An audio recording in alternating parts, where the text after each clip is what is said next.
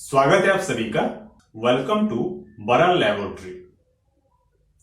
Recently एक exam conduct हुआ है फॉर एजुकेशन असिस्टेंट। जैसे कि मैं बताया था, ये एक परमानेंट पोजीशन है। आइए डिस्कस करते हैं इसमें पूछे गए कुछ क्वेश्चंस के बारे में। पहला सवाल, our solar system comes under which galaxy? हमारा सोलर सिस्टम यानी सौर मंडल कौन से गैलेक्सी में आता है? जवाब है द मिल्की वे गैलेक्सी। दूसरा सवाल, 5 स्टार्स ट्विंकल, तारे टिमटिमाते क्यों हैं? जवाब है refraction through atmosphere with variable density. Variable density के एटमॉस्फेयर के थ्रू जब रिफ्रैक्शन होता है, लाइट का स्पीड अफेक्ट होता है due to different layers of atmosphere, जिसकी वजह से लाइट यानी प्रकाश कम ज्यादा होता है, जिसको हम ट्विंकलिंग ऑफ स्टार्स कहते हैं। तीसरा सवाल, व्हाई स्काई अपीयर्स ब्लू? आसमान क्यों नीला दिखता है? जवाब है violet and blue colour present in sunlight scatter maximum.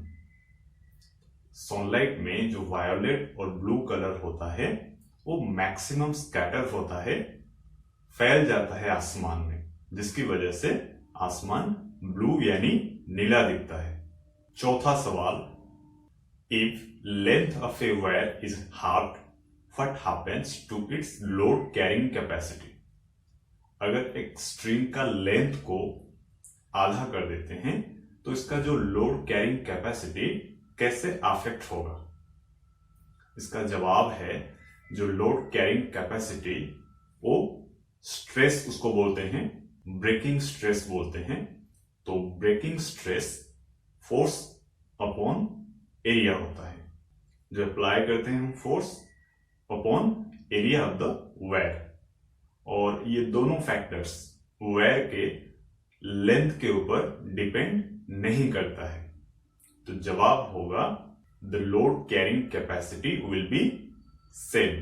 पांचवा सवाल है, what test is done for typhoid? आपको टाइफॉइड है कि नहीं, इसे पता करने के लिए कौन सा टेस्ट किया जाता है? जवाब है वाइडल टेस्ट। छठा सवाल है, which is not a green house gas? कौन सी गैस ग्रीन हाउस गैस नहीं है? इसका जवाब है एमोनिया यानी NH3। और कुछ गैसेस हैं जो कि ग्रीन हाउस गैसेस कहलाते हैं, जैसे कि carbon dioxide, water vapour, chlorofluorocarbon और नाइट्रस ऑक्साइड। ये सारे ग्रीन हाउस गैसेस हैं। सातवां सवाल, which is the brightest star in the night sky? रात के आसमान में कौन सा तारा सबसे ज्यादा चमकीला यानी ब्राइटेस्ट है? जवाब है सिरियस। और सिरियस यानी ब्राइटेस्ट स्टार को लोकेट करने के लिए आप ओरियन कंस्टलेशन का हेल्प ले सकते हैं। ओरियन का जो बीच का 3 स्टार्स है, उनको जोड़ के अगर ईस्ट की ओर आप बढ़ते हैं तो सिरियस आपको मिलेगा। आठवां सवाल, 2 bodies A and B are there. How we could make body A positively charged? 2 bodies हैं A and B, कैसे हम बॉडी A को पॉजिटिवली चार्ज कर सकते हैं? जवाब है by moving electron from first body to the second one। यानी बॉडी A से अगर इलेक्ट्रॉन ट्रांसफर हो जाता है बॉडी B को, तो पहले वाला यानी first body will be positively charged. 9वां सवाल, which letter has no line of symmetry? कौन सा लेटर का कोई लाइन ऑफ सिमेट्री नहीं है? जवाब है N। लाइन ऑफ सिमेट्री नहीं है मतलब अगर इसको हम डिवाइड करते हैं 2 या फिर 2 से ज्यादा पार्ट्स में, तो ये ओवरलैप एक के ऊपर दूसरा ओवरलैप नहीं करेगा। और भी लेटर्स हैं जैसे F, G, जेड, क्यू, ये सारे, इनका कोई लाइन ऑफ सिमेट्री नहीं है। 10वां सवाल, how the relaxation of ciliary muscles present in I affects the focal length of the eye lens. आंख में जो सिलियरी मसल्स होते हैं उनका रिलैक्सेशन कैसे आई लेंस का जो फोकल लेंथ है उसको अफेक्ट करता है। जवाब है, जब सिलियरी मसल्स रिलैक्स होता है आई लेंस पतला हो जाता है, it becomes thinner and the focal length increases in order to view distant objects.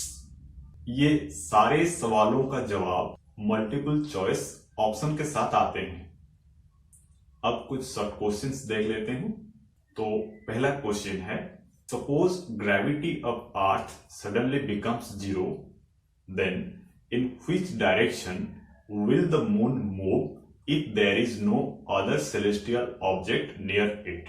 अगर सडनली अर्थ का ग्रेविटेशनल अट्रैक्शन जीरो हो जाता है, ग्रेविटी जीरो हो जाता है, तो मून कौन से डायरेक्शन में मूव करेगा, जबकि इसके आसपास में कोई सेलेस्टियल ऑब्जेक्ट नहीं है।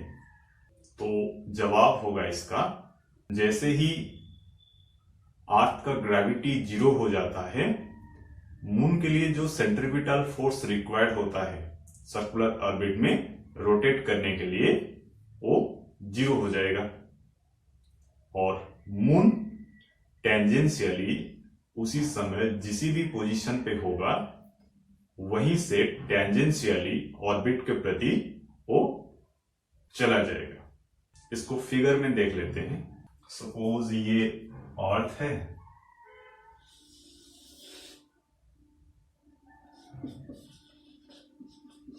ठीक है, और ये मून का ऑर्बिट है और ये मून है यहां पे, ठीक है। तो जैसे ही ग्रेविटी, ये क्या है, मून